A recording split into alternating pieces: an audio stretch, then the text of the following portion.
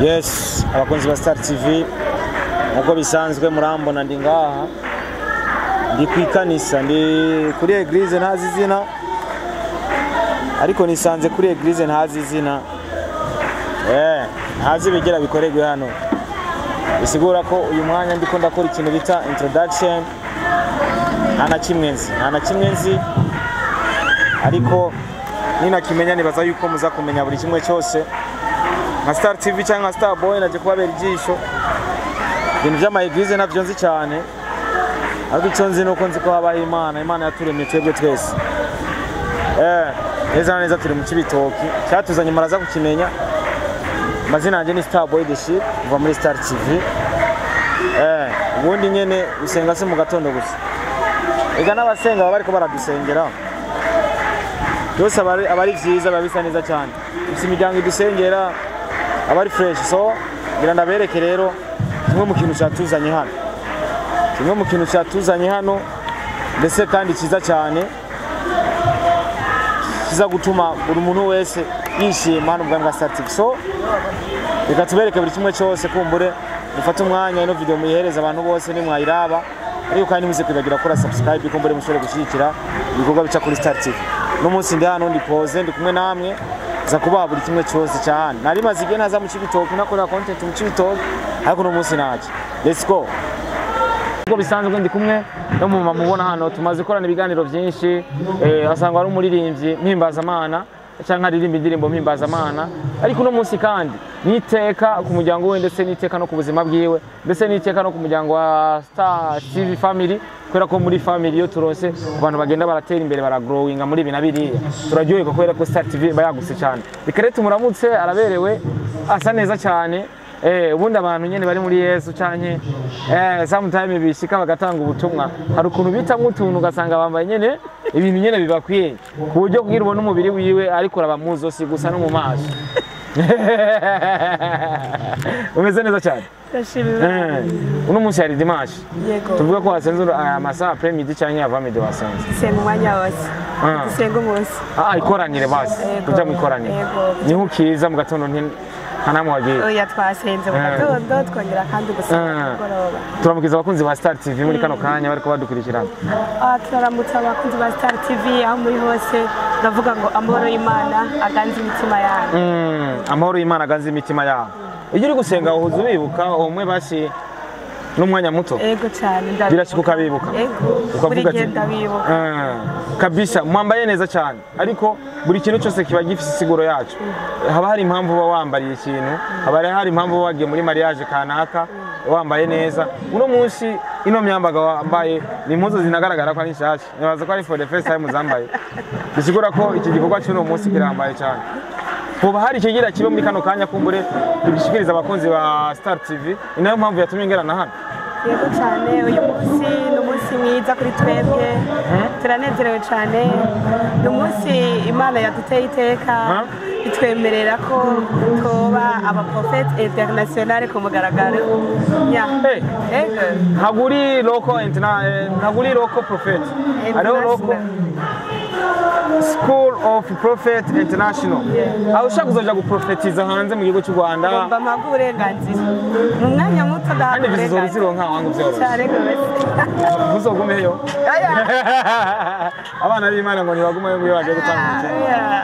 Kabisa ugiye kuba international prophet ariko kandi bino bintu numva shaka kumenya mu buryo bwiyaguye. Kugira umuntu abe umuprofete bamu uburenganzira bwo kuzara profetiza kana ahantu kanaka mu bibanza bitandukanye. Barabiki muri rusangi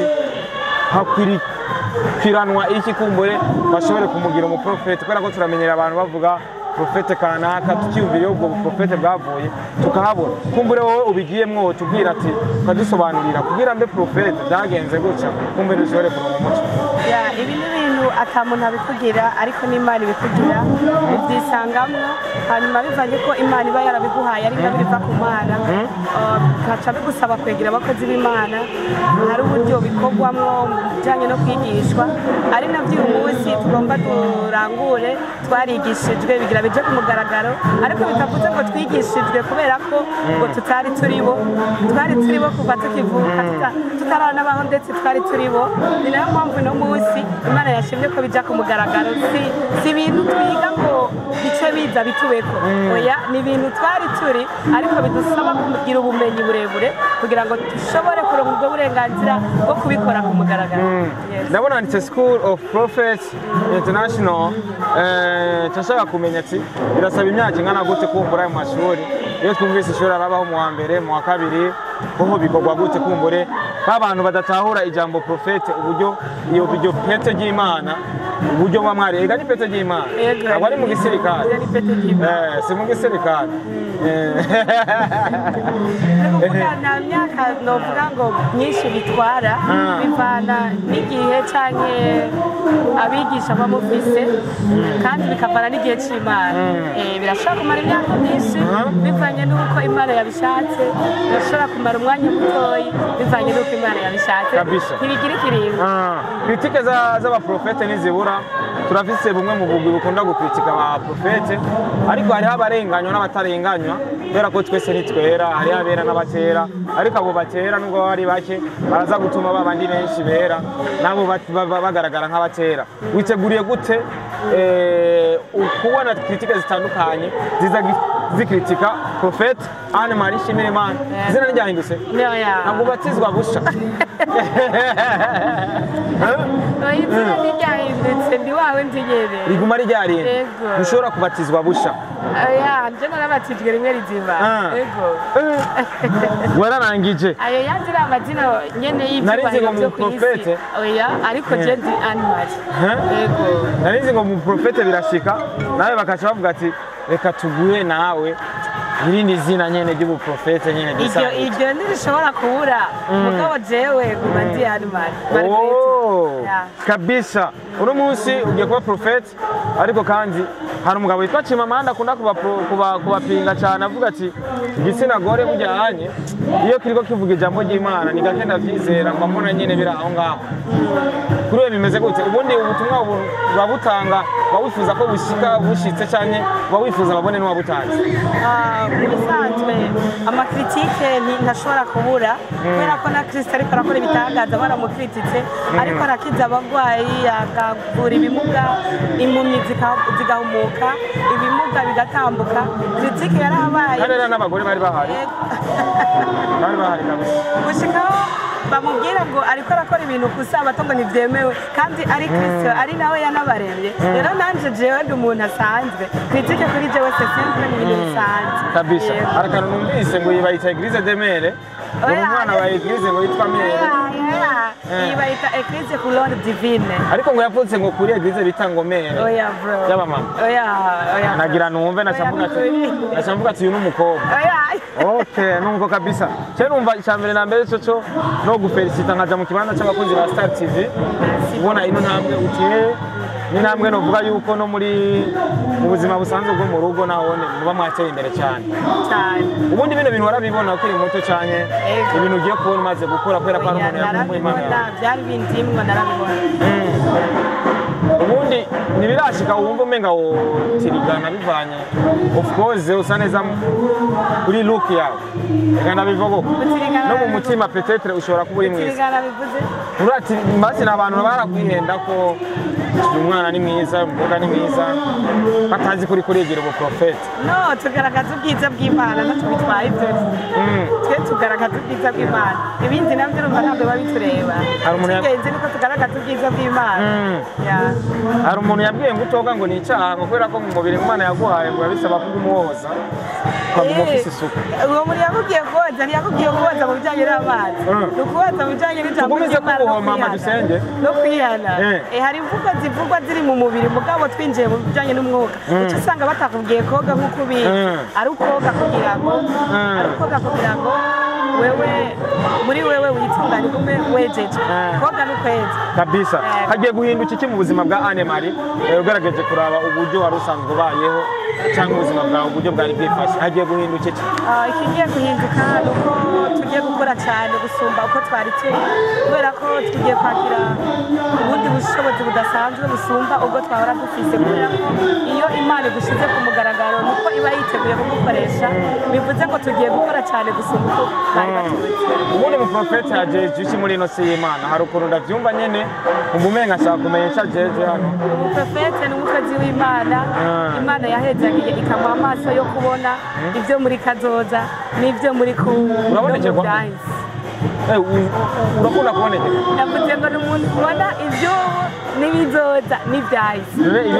n'ibizoza kuri jewe nari nk'ivyo ubu nyene bitwabishira ku mugaragaro ariko n'ibizoza birahari kabisa so nibaza ko umuntu wese afise uburyo atanga ubutumwa bwiwe hari ababutanga mu gusora indirimbo mpimbazamanana hari ababutanga mu kuja mu masoko gutabiriye abantu kugirane gusenga ajya mu masoko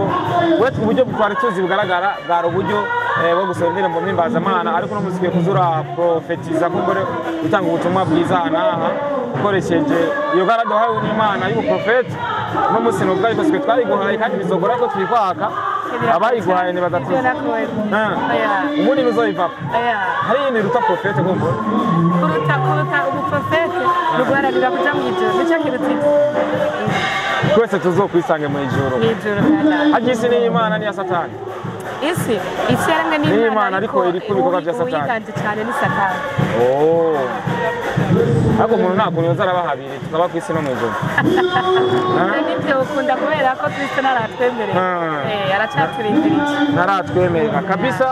je numva twamubwira ati felicitation Anne Marie kubera ko iyi ni intambwe ikomeye cyane dukomeze no gusengera igihugu ariko natwe mu gusengere one day tuzoba profete kugira natwe gicemo ubu tugiye kubona rutemikeno rya guprofetiza hanze y'igihugu kubera ko mbonye akantu kitwa international amini ko abarakantu nyene nakagarade kaba kameze neza shimira Imana wayo shimira Imana ariko ku profete nago akanaga saha iyi ni saha ariko ndaraba ko ambaye nk'ibidede bino nyevyo tunabona basamusoni batwambara ari ibi ni byakera ntago kabisa reka ndagushimire cyane abakozi ba Star TV kumbure turaza gufata agasanamu kumbure bariko baramuhereza nibaza ko ari certificate turaza gufata agasanamu inyuma ya tukabereke noneho muri video turaza turagacishamo ubona umujyo yaronse yo garage kuko strofe ni garage rero dushobora kumubona na yindi garage kumbure ariko y'Imana reka tugushimire cyane